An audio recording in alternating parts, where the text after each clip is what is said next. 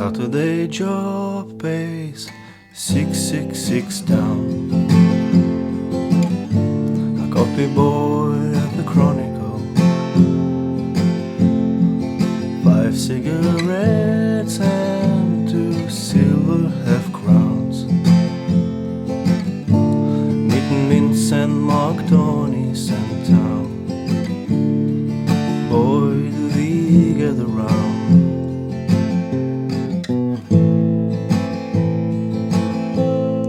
Basil sits there on the table for sobs, another part of the Bright Island Club.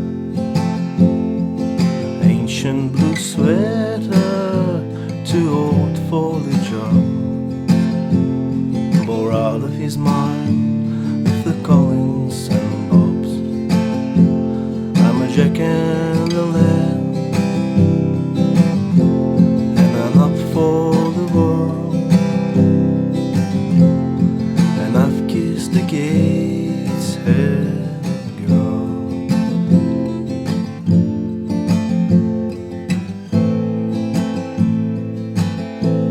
He calls for a copy boy, grumpy as hell.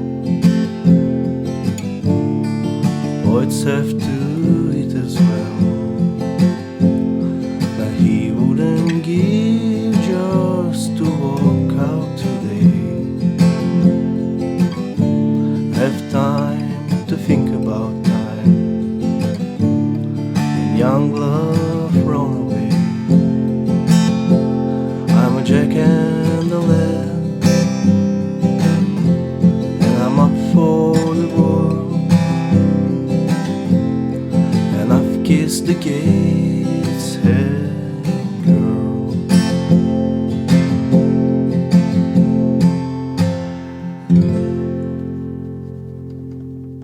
Man, this song shines with a fresh set of strings and a good guitar. The guitar was invented for songs like this. I once was talking to a guy and I remember he said Basil is probably the most autumn Marx song. And I agree, this is strange since the song was released in March and not in September, like many other songs, and yet I always remembered it being very autumn. Because it's indeed very thought-provoking and beautiful, also kinda sad at the same time, and happy. Puts you into a certain mood, that's my point. And I think it's the power of this song. As a non-native English speaker, I'm in this interesting position when I may never fully understand all the lyrics in my whole life, but certain lines really give me chills.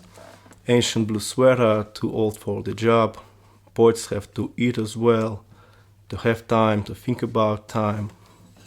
Lovers will lie and make out in the park.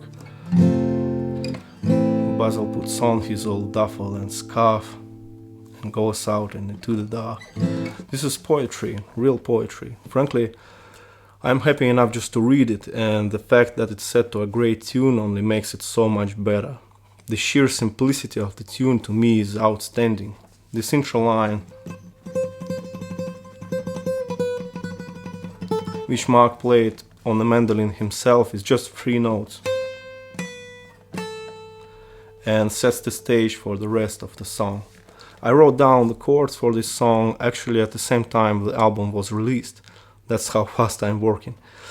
The chords are pretty popular and I wanted to do this song on my channel for a long time, and something always would stop me, and I think now it's time to dive into it. And as always, I'll share the aha moment which made me proceed with the lesson. But first, let's discuss the structure. It's an easy strumming song, though it consists of 5 little parts, so quite elaborate actually. I imagine that song took Mark a lot time to write. It has a verse, which is the most melodic part of the song.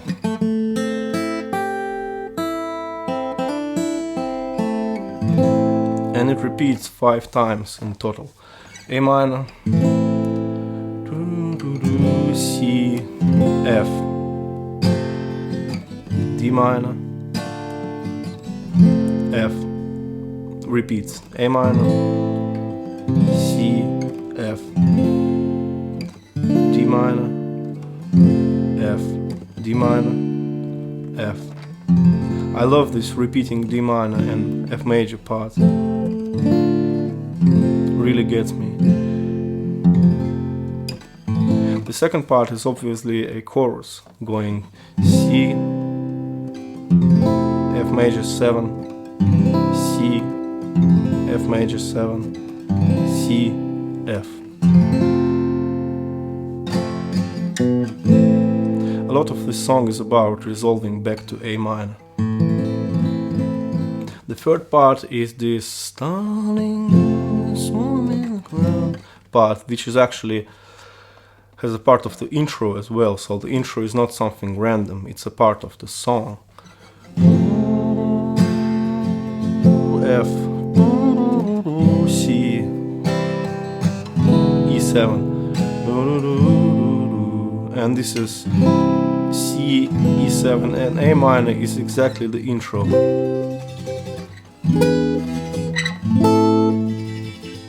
Then it repeats. F,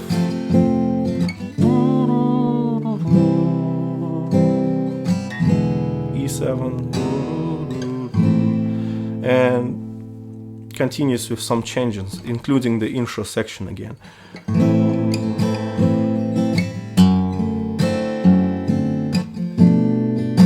B minor 7 flat 5, E7, F.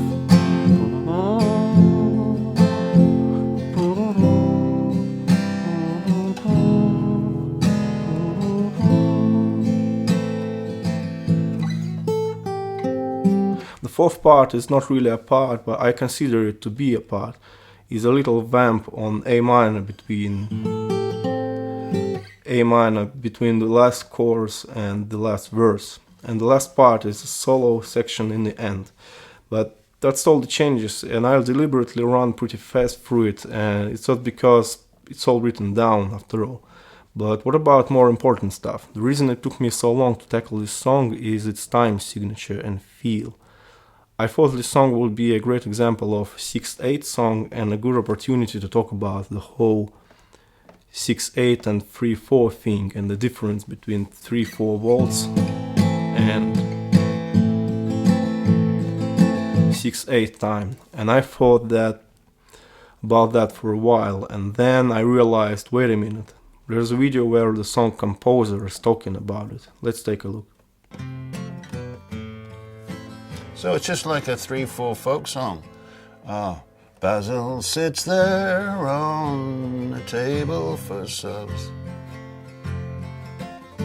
but not a part of the Brian Island Club. Ancient blue sweater, too old for the job, bored out of his mind with the Collins and Bobs. So it's just like a 3/4 folk song, and I thought, so forget about this whole timing debate, and I think that's the idea here, to think about this rhythm as a waltz despite the fact that it clearly sounds 6/8. With this information in mind, it's easier for me to play this song and stop thinking about time signatures. It's just waltz. Some time ago, David Bennett released a great video on this very topic. I strongly recommend everyone to watch it. It's fascinating. So I leave the 6/8 topic for the more appropriate song and talk about the right hand strumming a bit. Also in this video, Mark uses quite an unusual strumming technique that surprises me, to be honest. And I also never noticed this in the video for all these years. And the strumming goes like this. Thumb hitting the bass, thumb hitting the top strings, and pretty standard up, down, up move.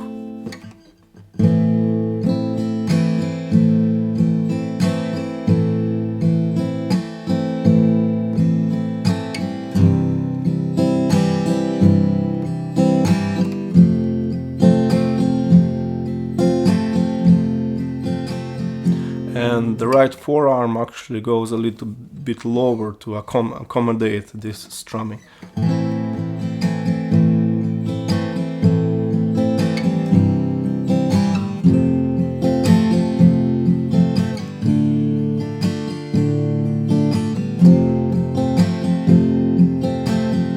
This might be the standard 6/8 technique Mark uses, and man, I love it. Makes it so much enjoyable to play like this, instead of going all over the place.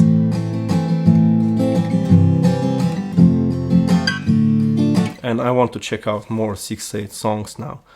But I'm not finished yet. For instance, if you replace the second thumb downstrokes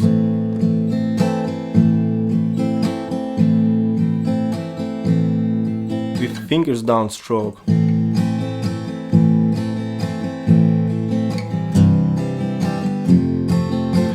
that completely changes the feel in the song and changes the dynamic and accents. Let's compare it.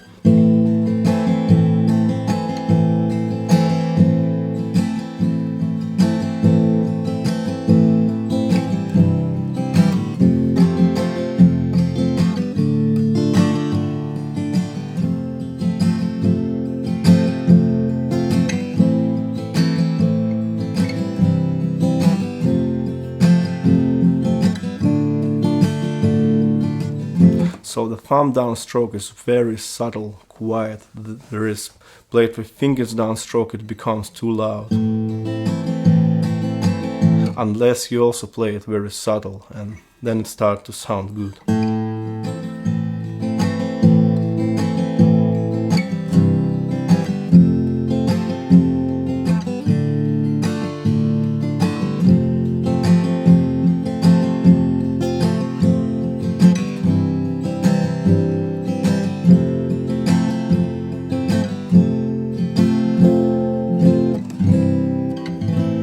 That's not even the chords alone that create this right feeling for the song, but it's the strumming. And all the usual tricks work here as well, like C with G in the bass instead of C, D minor with A in the bass instead of D minor, and F major 7 with A thumb. I'd say the song is worth learning this thumb bass simply because it's so enjoyable to play. And most importantly, don't forget to strum as lightly as possible. This song demands this soft, quiet and dreamy, distant strumming and really shines with it.